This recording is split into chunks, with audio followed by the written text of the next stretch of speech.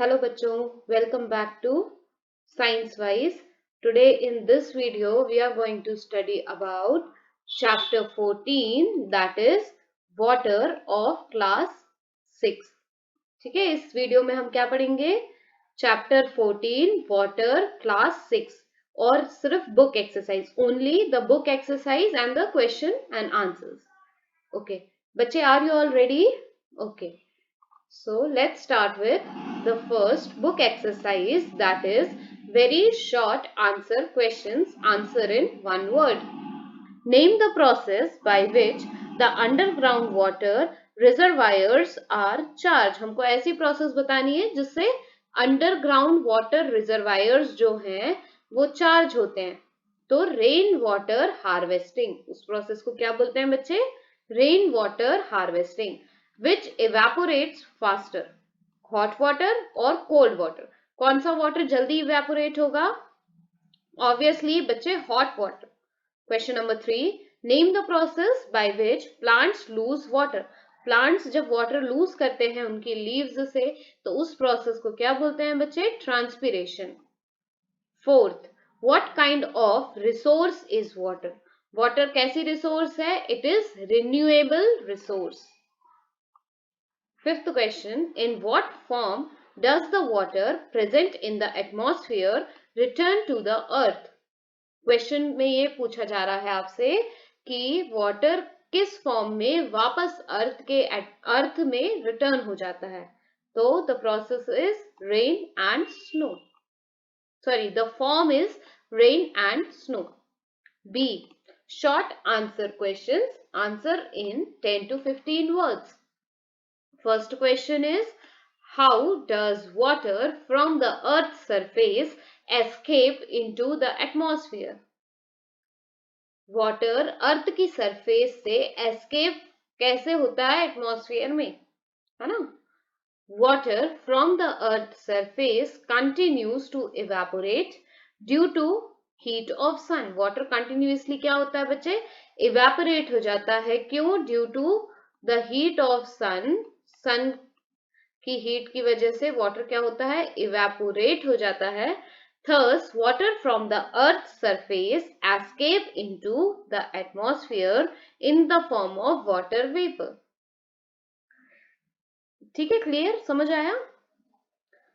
Question number 2, what happens if it does not rain for a long time? क्या होगा कि अगर rain बहुत लंबे समय तक नहीं होगी अर्थ पे?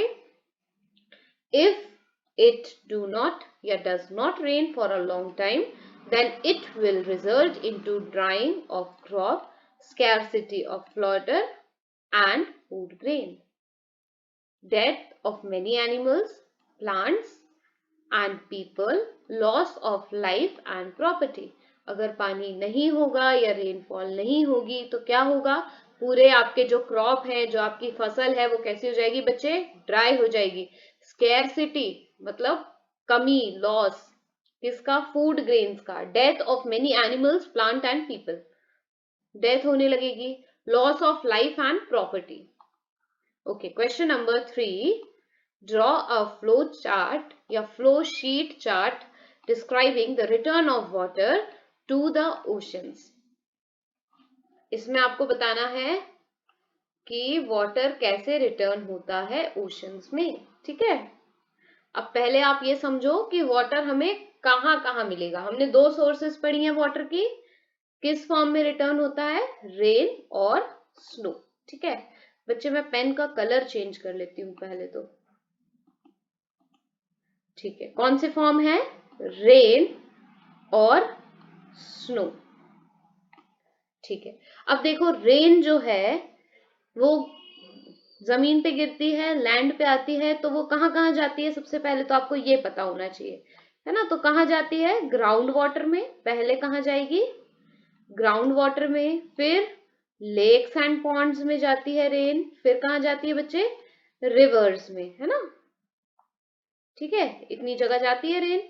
और स्नो कहाँ जाती है? स्नो भी रिवर्स में जाएगी और यहाँ लेक एंड पॉन्ड्स में. ठीक है, अब हमें पता करना है कि यहाँ रिवर्स, लेक्स एंड पॉन्ड्स और ग्राउंड वाटर में जाने के बाद वाटर कहाँ जाता है? तो ग्राउंड वाटर में जब वाटर आता है तो प्लांट्स जो है ना, प्लांट्स की रूट क्या करती हैं? वाटर को अंदर ट्रांसपोर्ट कर लेती हैं, ठीक है। वाटर फिर लीव्स तक जाता है। फिर वाटर जब सन रेज पड़ती है तो एक प्रोसेस होती है ट्रांसपिरेशन, जिसको हम बोलते हैं loss of water from leaves, transpiration, ठीक है। उस प्रोसेस से वाटर इवेपोरेट होता है। इवेपोरेट होने के बाद कहाँ जाता है? क्लाउड्स में, ठीक है। फिर हम देखेंगे लेक्स और पॉन्ड्स में, ठीक है। लेक्स और पॉन्ड्स में वाटर आया, इवेपोरेट हुआ। देखो बच्चे, ये लेक्स और पॉन्ड्स में वाटर आया, इवेपोरेट हो गया। रिवर्स में वाटर आता है, वो भी इवेपोरेट हो जाता है। और रिवर्स में से वाटर कहाँ जाता है? ओशन में भी जाता है, ठीक है। कुछ पानी इवेपोरेट हो जाता है और कुछ ओशन में चला जाता है। ओशन में जाने के बाद वो पानी इवेपोरेट होता है, ठीक है। रिवर से भी डायरेक्ट इवेपोरेट होता है ना। तो इवेपोरेट होने के बाद वाटर वेपर्स क्या फॉर्म करते हैं? क्लाउड्स। और क्लाउड्स जब बन जाते हैं तो वो फिर क्या करते हैं? रेन, ठीक है, और स्नोफॉल। तो इस तरीके से जो है हमारा वाटर वापस एटमॉस्फेयर में या वापस ओशंस में रिटर्न हो जाता है, ठीक है। Fourth, how are clouds form? अब आपको बताना है क्लाउड्स कैसे फॉर्म होते हैं। The clouds are formed due to condensation of water vapor present in the air in the form of very small droplets. These droplets are so fine that they remain floating in the air. These floating drops of water in the air appear as a cloud. What is meant by transpiration? Write the factor affecting it, ठीक है। आपको बताना है कि transpiration क्या है और कौन से फैक्टर जो है वो ट्रांसपीरेशन को इफेक्ट करते हैं या अफेक्ट करते हैं, ठीक है। The loss of water by plants through their leaves. क्या होता है? लॉस ऑफ वाटर किसमें? प्लांट्स में लीव्स से जब होता है तो इस प्रोसेस को हम बोलते हैं transpiration. Transpiration is affected by the following factors: temperature, humidity, wind speed, time of the day. Temperature एक बहुत बड़ा फैक्टर है, ह्यूमिडिटी, विंड की स्पीड और time of the day. C, long answer type questions, answer in 20 to 25 words. First question is, why is natural water not considered to be safe for drinking? बहुत easy और बहुत practical सा question है। ये आप सबको पता होना चाहिए कि जो नेचुरल वाटर है वो कैसा है? इम्प्योर है ना। इम्प्योरिटीज होती हैं, जर्म्स होते हैं, तो इसलिए हम जो नेचुरल वाटर है उसे ड्रिंक नहीं करते। तो चलो आंसर देख लेते हैं बच्चे इसका। Natural water from all the sources contain varying amount of many impurities and germs. Therefore, water obtained from these resources is not always fit for drinking. तो हमेशा ये पानी कैसा नहीं होता है? fit for drinking, है ना। Next question is describe the water cycle in nature. बच्चे जब भी ऐसे क्वेश्चंस आते हैं आप कोशिश करें कि इनको पॉइंट वाइज ही लिखा करें, है ना। सो देखते हैं, चलो। The continuous circulation of water in nature is called water cycle, ठीक है। वाटर साइकिल क्या होती है? पहले तो कि continuous circulation of water in nature is known as water cycle. आप फर्स्ट पॉइंट इसको बना लें। वाटर, इसको हम फर्स्ट पॉइंट कंसीडर करेंगे। Water evaporated from water bodies like oceans, lakes, rivers and ponds goes into the air as water vapor, ठीक है। Water क्या होता है? इवेपोरेट हो जाता है वाटर बॉडीज से और एयर में चला जाता है एज वाटर वेपर। ये आपका फर्स्ट पॉइंट हो गया। ये हम इसको कंसीडर करेंगे सेकेंड पॉइंट, ठीक है। The water also evaporates from the surface of living organism like plants and animals. इसको हम सेकेंड पॉइंट कंसीडर करेंगे कि प्लांट्स में से भी वाटर इवेपोरेट होता है और एनिमल्स में से भी। थर्ड पॉइंट आपका क्या है? The water evaporate from all the sources from water forms water vapour in the air. Fourth point, the water vapour rise high into the atmosphere where the temperature is low. At low temperature पे क्या होता है? The water vapors get cooled and condense to form droplets of water or freeze to form snow. फिर आ जाए हम, sixth point होगा ये, है ना, ये आपका फोर्थ पॉइंट हो गया, ये आपका फिफ्थ पॉइंट हो गया बच्चे। अब हम पढ़ रहे हैं sixth point. The drops of water fall down on earth in the form of rain and frozen water fall down as hail or snow. ठीक है, ये आपका 6 पॉइंट हो गया। In this way water returns to the water bodies like oceans, lakes, rivers and ponds as well as to the soil. This water cycle is repeated again and again in the nature. Okay, now come to third question. What is the importance of water for human animals and plants?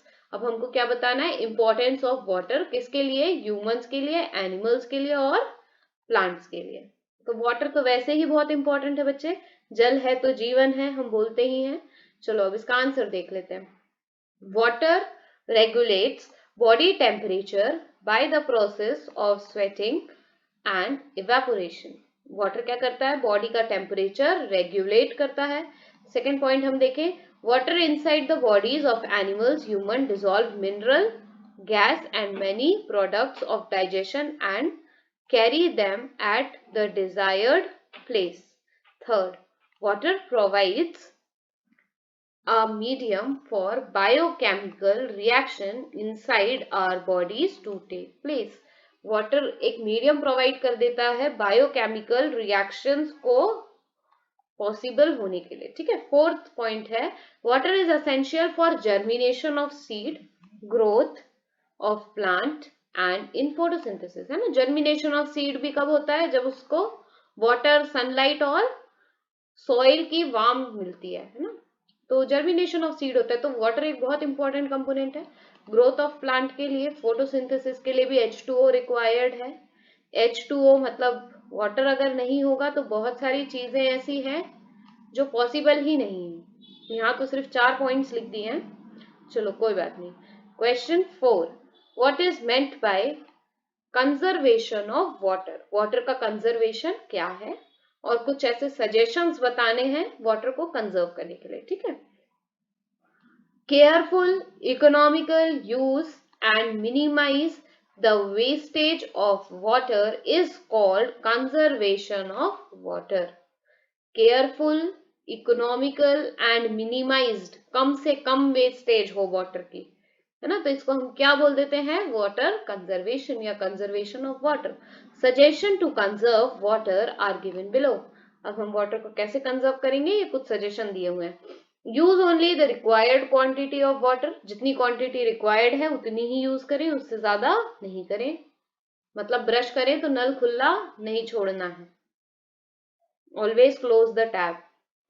Second point, do not allow water to drip from defective tap. अगर आपके घर में नल leak कर रहा है बच्चे, tap leak कर रहा है, तो आप क्या करेंगे, उसको तुरंत ठीक करवा लेंगे, काम नहीं चलाना है ना, कि काम चल रहा है टूटे टैप से, तो ऐसा नहीं करना है, क्योंकि उससे भी वेस्टेज ऑफ वाटर होती है। ओके, थर्ड पॉइंट देखते हैं हम, trees and forest help rainfall. Trees and forest help in rainfall, so to conserve water we should plant more and more trees. ठीक है, जितना हम ट्री का प्लांटेशन करेंगे उतना ही रेनफॉल इंक्रीज होगा, है ना। फिफ्थ क्वेश्चन देख लेते हैं बच्चे, डिस्क्राइब रेन वाटर हार्वेस्टिंग। ये एक बहुत अच्छी चीज है, रेन वाटर हार्वेस्टिंग सब घर में बनी होनी चाहिए, है ना, हर घर में रेन वाटर हार्वेस्टिंग सिस्टम होना ही चाहिए compulsorily. Answer, the basic idea behind rainwater harvesting is catch water where it falls. हमें वहां से वाटर लेना है जहां से वो फॉल होके वेस्ट हो रहा है। The process in which rain water floats on the surface of the earth is made to percolate into the ground more efficiently is called rainwater harvesting. Common techniques of rainwater harvesting are, अब दो type की techniques हम use करते हैं, या ऐसा बोल दीजिए 2 टाइप्स के रेन वाटर हार्वेस्टिंग सिस्टम्स होते हैं। एक होता है रूफ टॉप और एक होता है ओपन ड्रेन, जिसको हम टैंक वाटर हार्वेस्टिंग बोलते हैं। तो जो roof top rain water harvesting है वो देखते हैं। In this method the rainfall from the top या roof top is collected and stored in the tank. With the help of pipe here, it is filtered and then sent into pit. The water in the pit speaks slowly into the ground to recharge the groundwater level. देखो ये आपका छत हो गया, यहाँ पे water collect होता है। इस वाटर को जब ये वाटर पूरा भर जाता है या कंटिन्यूअस फ्लो होके ये कहाँ जाता है, एक टैंक में, है ना। एक टैंक बना होता है घर के बाहर, उसमें जाता है। फिर यहाँ पे एक छोटा सा होल होता है या पाइप होता है, उससे वो क्या करता है, पूरा ग्राउंड का जो वाटर लेवल है उसको रिचार्ज करने में हेल्प करता है। ठीक है। ओपन ड्रेन या tank water harvesting, in this method the water flowing on the road, ground or lawn is collected in a pond, drain and stored in tank. This water is allowed to store into ground to recharge the groundwater.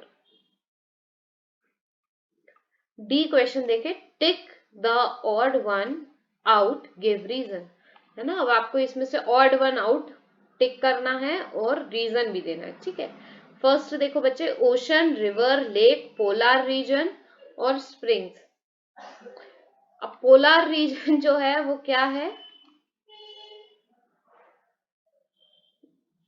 वो snow वाले reason को indicate कर रहा है, जबकि ocean, river, lake और spring ये सारे में हम किसकी बात कर रहे हैं, वाटर, यानी कि H2O, है ना। H2O इन सब में कॉमन है। और जो पोलर रीजन है वो कहाँ का है, स्नो, जहां पे स्नो हो हम उसे पोलर रीजन बोलते हैं।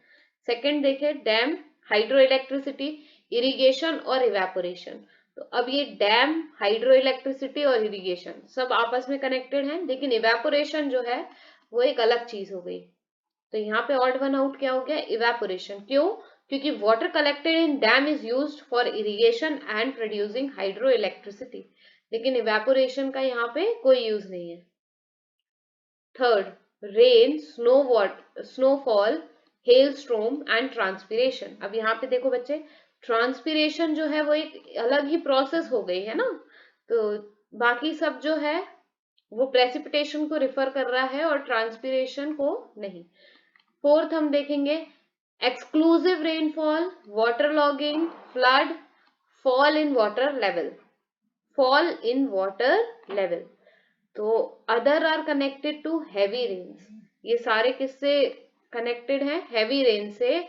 और फॉल इन वाटर लेवल ये कनेक्टेड नहीं है। फॉल इन वाटर लेवल मतलब पानी की कमी, तो कहीं से कहीं तक इसका कोई कनेक्शन नहीं है। फिफ्थ आप देखें, conservation of water, rain water harvesting, tree plantation, loss of water by plants and animals. तो यहाँ पे ऑड वन आउट क्या हो गया बच्चे, loss of water by plants and animals. क्यों, क्योंकि जो बाकी ऑप्शंस दिए हुए हैं वो कैसे हैं, concerned with conservation of water, है ना। हम वाटर को प्रोटेक्ट कर रहे हैं यहाँ पे बाकी ऑप्शंस में, लेकिन फिफ्थ जो आपका फोर्थ है उसमें हम वाटर को कंजर्व नहीं कर रहे हैं, यहाँ हम लॉस ऑफ वाटर की बात कर रहे हैं। नेक्स्ट आ जाइए आप, define the following terms. Water crisis, there is enough of fresh water on the earth to meet our present requirements, but there is a global shortage of usable water, है ना। वाटर की shortage या lack of water को हम क्या बोलते हैं, water crisis. हमेशा याद रखना, क्राइसिस मतलब स्कैरसिटी या लैक, किसी भी चीज का क्राइसिस हो मतलब लैक और स्कैरसिटी की बात कर रहे हैं। A lot of water goes waste, this is because we are not able to use water judiciously. The water table is falling in most area. If something is not not done to check it, soon we will face water crisis. To prevent water crisis, we should save water as the part of community effort in this direction. Water harvesting is being encouraged. Cloud formation, अब cloud formation को आपको define करना है, तो कैसे define करेंगे, है ना? Clouds are formed due to the condensation of water vapor present in the air in the form of very small drops of water. These drops are so fine that they remain floating in the air. These floating drops of water in the air appear as clouds. Water cycle ये पहले ही explain कर दिया है, आप थोड़ा सा video rewind करके देख लीजिए. वाटर कंजर्वेशन भी एक बार और समझा देते हैं कि वाटर कंजर्वेशन क्या होता है. हालांकि आपको बता दिया है, सजेशंस भी बता दिए ना. तो वाटर कंजर्वेशन क्या होता है? Careful economic use and avoiding the wastage of water is called conservation of water. It is essential to conserve water because the amount of usable water on the earth is limited. The best way to conserve water is to minimize its wastage. अब हम आ जाते हैं high order thinking skills, hot question जिसको हम बोलते हैं think and answer. First question, a close container contains moist air. How can the quantity of water in the air be reduced? Question में बोल रहे हैं कि एक बंद कंटेनर है, उसमें मॉइस्ट एयर है. अब बताइए कि उसकी क्वांटिटी, वाटर की क्वांटिटी कैसे रिड्यूस होगी? Answer is the moisture in the air can be removed by putting anhydrous calcium chloride. Anhydrous calcium chloride को जब हम कंटेनर में डालेंगे तो क्या होगा? Anhydrous calcium chloride is a chemical that absorbs the moisture from the air. Question number 2, evaporation takes place at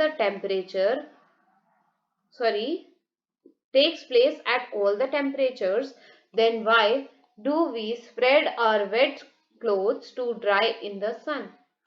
जब evaporation सारे टेम्परेचर्स पे पॉसिबल है तो हम अपने जो क्लॉथ्स हैं उनको बाहर क्यों करते हैं? सुखाने के लिए, है ना. तो answer is we dry our wet clothes in sun because the rate of evaporation is faster in sun due to high temperature and therefore the wet clothes dry faster in the sun.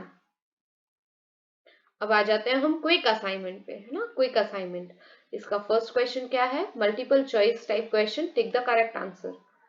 First question, sea ocean water cannot be used for domestic use because it contains.